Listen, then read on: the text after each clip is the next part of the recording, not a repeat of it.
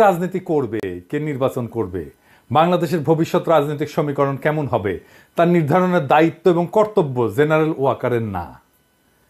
সেটি ঠিক করবে বাংলাদেশের জনগণ। তাহলে সেনা প্রধান হয়েও কেন রাজনীতি নিয়ন্ত্রণের চেষ্টা করতেছেন তিনি?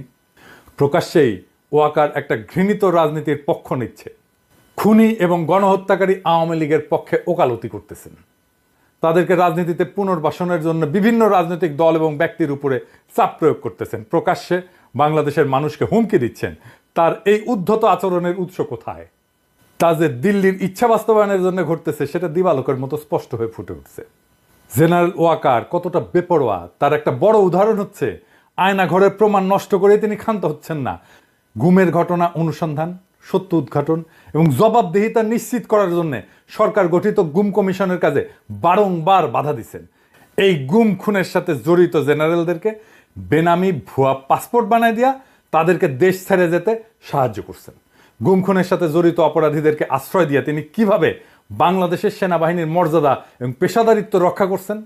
তার এই দ্বিচারিতা, ভনিতা এবং জনগণের সাথে প্রতারণার বিরুদ্ধে আমাদের সজাগ দৃষ্টি রাখতে হবে।